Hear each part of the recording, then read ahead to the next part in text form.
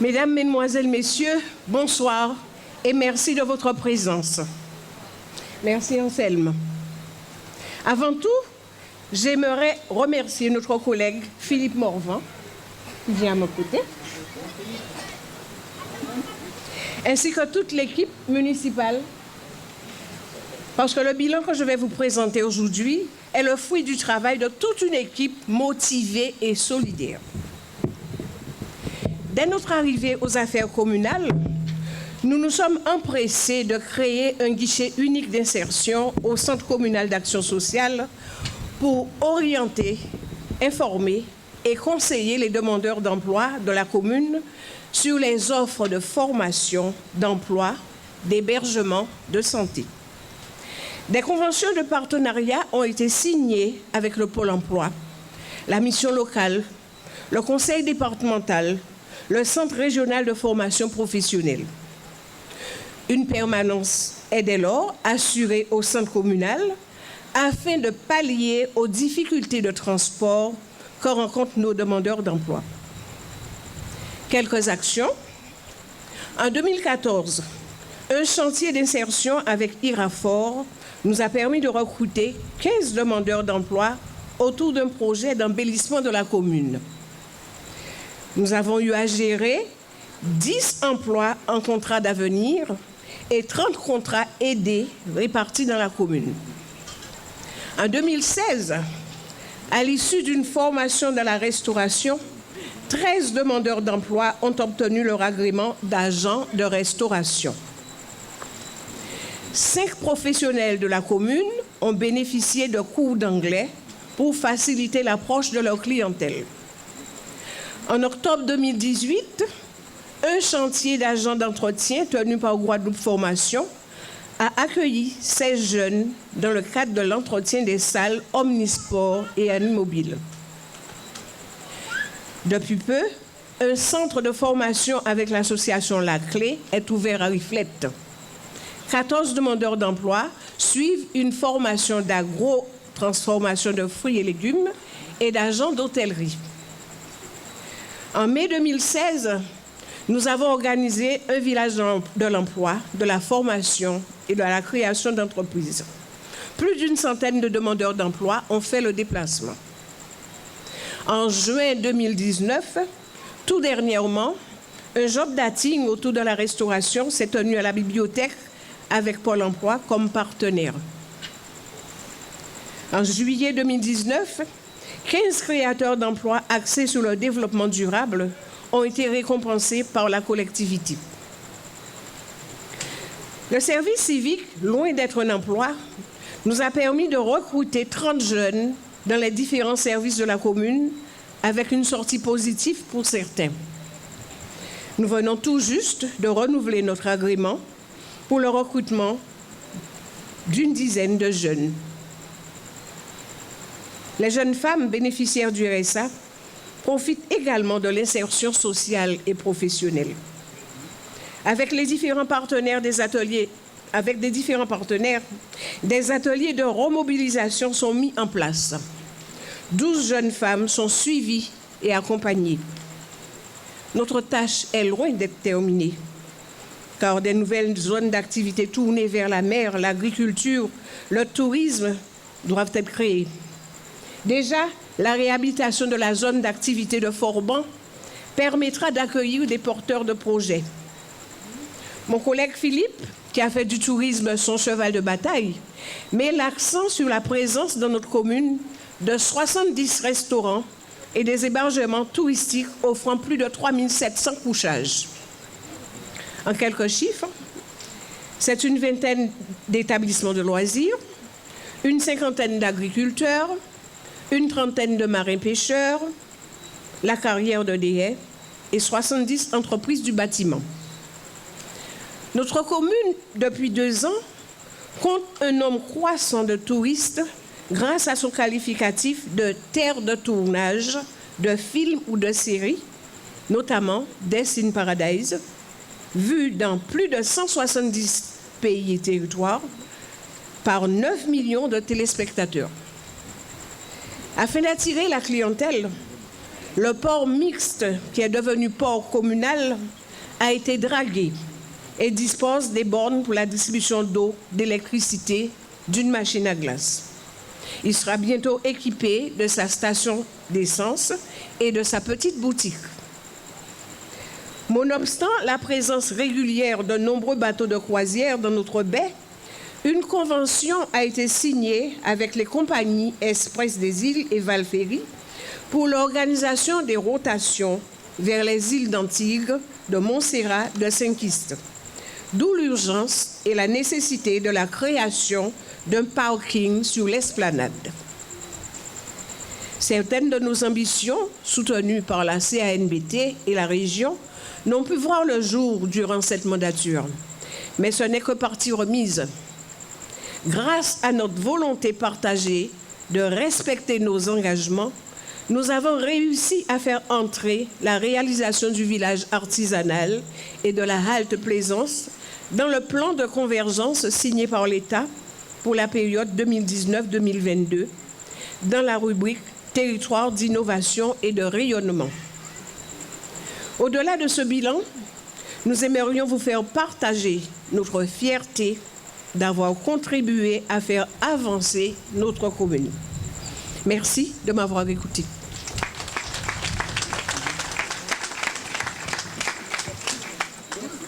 Il s'agit pour moi de vous présenter un bilan succinct concernant l'engagement numéro 2 de notre projet de mandature qui s'intitule « Affirmer le développement humain comme une priorité ». Donc, c'est le fruit du travail de ces deux dames et de moi-même, votre serviteur. Je vais commencer par vous parler d'une petite voiture. Une petite voiture bleue. Bon, ouais, c'est vrai. Une petite voiture bleue, immatriculée 767 AXS 97.1. Eh bien, je vais vous dire une chose. Cette voiture, elle connaît dans les moindres détails tous les différents tournants, les lacets, les bosses, les faux plats de la côte sous le vent. Parce que c'est elle qui est la monture, qui conduisait son propriétaire, sa propriétaire, dans ses multiples périples bastériens, au service de la collectivité désienne durant ces 6 dernières années. Si elle n'a pas rendu l'âme, c'est qu'elle est de robuste constitution, comme sa propriétaire. Voilà. Est-ce que vous imaginez, est-ce que vous savez le nombre de déplacements que DETO a effectué vers le centre de gestion de la fonction publique territoriale à Basse-Terre? On ne peut pas les compter. Sont légion le nombre de réunions sur la carrière des agents, sur les concours, les examens, les réunions de CAP, des réunions de comités techniques, des réunions de conseils de discipline. De plus, DETO siège au conseil d'administration de la Caisse des écoles. Elle a participé à toutes les réunions de ce CA, aux assemblées générales, au suivi qualité de services de restauration. Car depuis 2011, la Caisse des écoles, après contrôle, a obtenu son numéro d'agrément des services vétérinaires. Les repas servis sont de qualité, ils sont suivis, ils sont sécurisés, ils doivent l'être et DETO y veille. Quelques chiffres, bien en 2018, 41 921 repas ont été servis dans les écoles, 22 376 dans les collèges, 21 065 chez autres, des repas livrés à domicile, aux associations, aux ALSH, les prestations extérieures, etc. Donc, nous devons remercier DETO pour tout son dévouement, pour son assiduité, sa ponctualité, oui, aux travaux de ces différentes instances. Concernant ma collègue Villard, eh bien, pour parler d'elle, je dois vous dire qu'elle, personne en Guadeloupe ne pourra parler comme elle pourrait le faire des carences manifestes du service de transport en Guadeloupe. Pourquoi? Parce que cette collègue, c'est un usager des transports en commun. Elle connaît les longues heures d'attente de bus qui ne viennent pas, l'attente sous la pluie, sous le soleil, elle connaît tout ça. Pourtant, cela ne l'a pas découragée à accomplir sa mission. Et nombre de réunions auxquelles elle a participé, réunion de la SICOA, réunion de la Sécu à Pointe-à-Pitre, réunion, participation à des réunions du CA, du CECAS, du conseil municipal, du bureau municipal, des commissions, de la commission d'entraide. Nolution étrangère. Aucune des situations de détresse de nos compatriotes, telles ce fils qui se trouve confronté aux frais d'obsèques de son père qui n'avait pas souscrit une mutuelle décès, une épouse qui doit enterrer son mari et qui doit faire face à nombre de difficultés, une mère qui ne peut pas payer les frais de cantine de son enfant, un jeune qui a décidé d'aller continuer ses études à l'étranger, un toit qui coule, une maison insalubre. Et puis, le CECAS, avec Villars, c'est organiser, suivre le portage des repas aux personnes âgées, des manifestations de prévention santé, dépistage de différentes maladies, hypertension, diabète, etc. La présence du bus de la Croix-Rouge, la présence du Lions Club, ici, pour apporter les informations. Accompagnement des demandes APA, qu'est-ce que ça veut dire? Allocation. Voilà, vous connaissez. Attribution de logement, accompagnement pour les demandes de retraite, accompagnement des victimes des violences familiales, l'aide d'avocats à des administrés, etc. Disponibilité de la collègue, son dévouement, son assiduité, sa ponctualité, eh bien, sont à noter. Et en ce qui me concerne, en ce qui concerne votre serviteur, un petit flashback. Eh bien, nous sommes en mars 2014. La liste conduite par Janie est victorieuse de la consultation électorale. Au premier tour, contre toute attente, la commune venait de vivre 2 ans d'une grève dure et historique menée par 9 agents de la collectivité. Il faut s'en souvenir. Je redevenais conseiller municipal. Je découvrais eh bien, le poste de la fonction d'adjoint. Il fallait se mettre au travail. C'est une affaire sérieuse et on y va. Donc, il faut s'occuper de la bibliothèque. La bibliothèque, eh bien, il a fallu attendre 2 ans pour que les effets post-grève cèdent la place à la sérénité propice à la mise en route de l'outil et de ses missions. Entre-temps, bon, il faut se former, il faut découvrir la valeur du métier de bibliothèque ainsi que ses exigences. Je participe à l'élaboration du projet scientifique et culturel de la bibliothèque, travail qui est mené de main de maître par l'agent désigné. La rénovation de l'outil est entamée, elle est en marche. La bibliothèque demeure notre pôle culturel. C'est le lieu où se déroulent bon nombre de manifestations culturelles d'envergure. Tous les rendez-vous culturels d'importance de l'année se font là.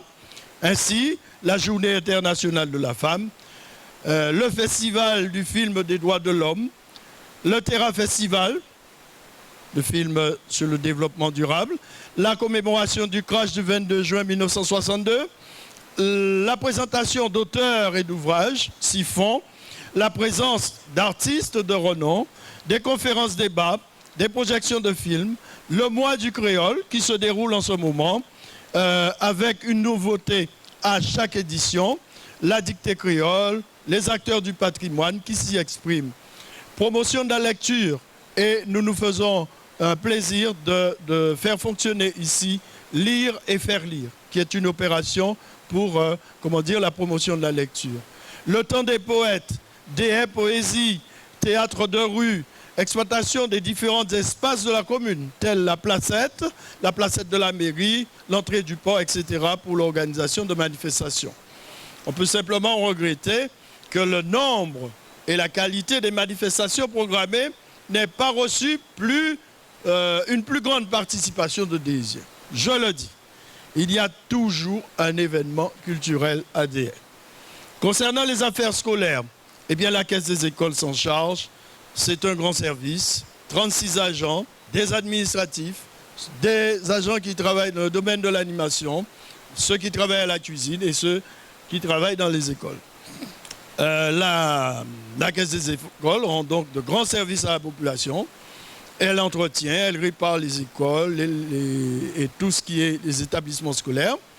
Elle assure la restauration dès le premier jour de la rentrée, la restauration des élèves du collège, la restauration de particuliers, je viens d'en parler, etc. C'est de la bonne cuisine. Notre cuisine a une très bonne réputation. Le personnel est formé, le personnel est dévoué. Oui, mon temps est terminé, j'arrive. Nous sommes là. La Caisse des écoles est suffisamment souple pour mettre en place toutes les directives gouvernementales. L'organisation du PEDT, bien, nous y avons pris part. Maintenant que les choses ont changé, bien, nous sommes prêts pour l'organisation du mercredi. Les ALSH, fête des lauréats, etc., etc. Dans le domaine de l'enfance-jeunesse, eh bien, nous avons le contrat enfance-jeunesse avec la CAF qui doit suivre son cours. La maison de la famille sera créée. Eh bien, nous avons un bon bilan. Je termine là, monsieur. Voilà, nous nous sommes occupés de la tête, du ventre, des jambes, des yeux. Merci, Robert. Madame le maire, mesdames, messieurs, chers parents, chers amis, chers collègues, bonsoir. Dès notre élection en 2014, Madame le maire et la majorité municipale ont voulu donner un accent fort à la pratique du sport sur le territoire de la commune, dans un environnement protégé et valorisé, selon l'adage, un corps sain dans un environnement sain. Compte tenu de l'immensité de notre tâche et vu la raréfaction des moyens financiers, nous avons eu à faire des choix pour répondre aux désirata de nos administrés en fonction des priorités du moment. Nous travaillons dans l'intérêt de la population afin qu'elle puisse prendre plaisir à vivre dans sa commune si convoitée de tous. Les associations jouent un rôle important au sein de la cité. La commune les accompagne de différentes manières, notamment par le biais de l'attribution de subventions, par la mise à disposition de logistique ou encore par l'augmentation de l'offre sportive, et la collègue Nicole à mes côtés et l'élu délégué. Désormais, on peut pratiquer à des haies, le foot avec la frégate, la voile traditionnelle avec des voiles, l'aviron avec la SCF, le judo, le tennis, des activités de bien-être avec calandé ou les flamboyants, l'escrime, l'équitation, le tai chi, le fitness, zumba, le ka, le chant, le quadrille. Notre commune continue ses actions pour le mieux-être et le mieux-vivre de la... Le yoga. J'ai oublié. Merci, Madame le maire. Alors, je disais donc, notre commune continue ses actions pour le mieux-être et le mieux-vivre de sa population. Au niveau des services techniques, nous avons entrepris des travaux de rénovation de la toiture du bâtiment, l'achat de 6 véhicules électriques pour tenir compte de la transition énergétique, de nacelles, de matériel divers. L'esthétique du bâtiment a été réalisée pour l'amélioration des conditions de travail des agents.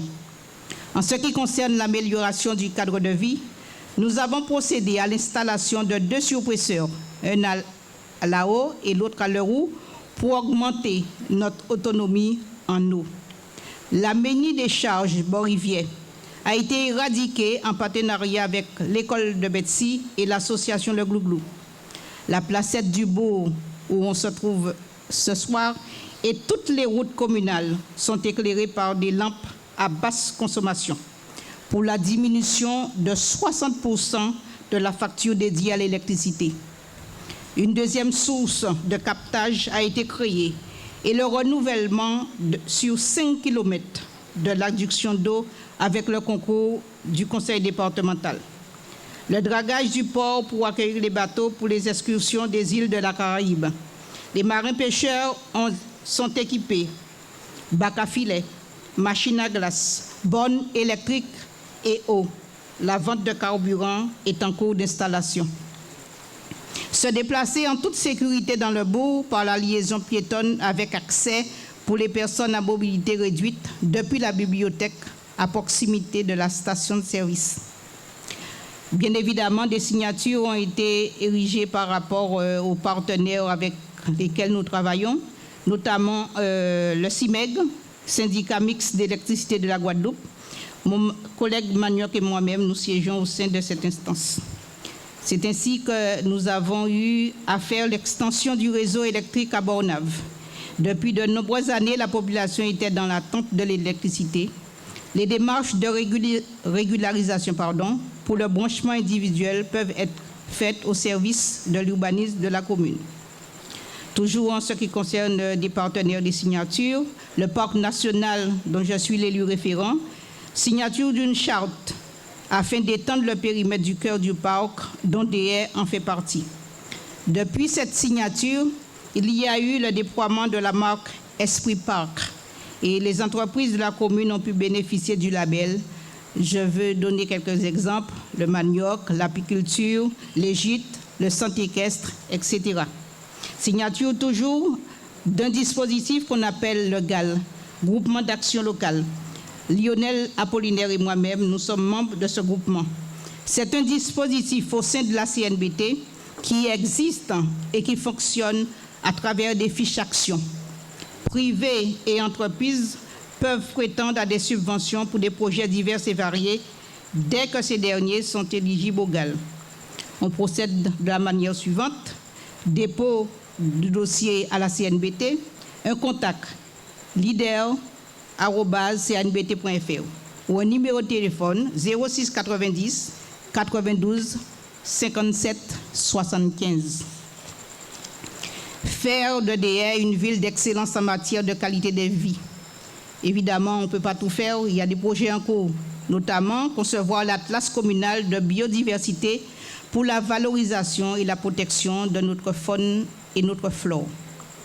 La mise en place de la politique de développement durable ADR, la mise en place de la vidéosurveillance, installation de panneaux photovoltaïques sur la maison des associations du bourg, le centre administratif et social au Marais pour abriter le CCAS et la caisse des écoles, la maison familiale à Caféière dont Robert, notre collègue, a parlé, un espace d'accueil et d'accompagnement pour parents et jeunes enfants, le curage des caniveaux sur les voies communales, la deuxième tranche de travaux du boulevard Vremont, l'amélioration de l'aire d'accueil des croisiéristes, tout en continuant l'aménagement du port.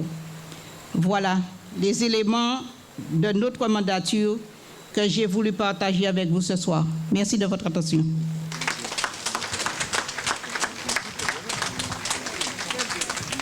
Merci Ghislaine.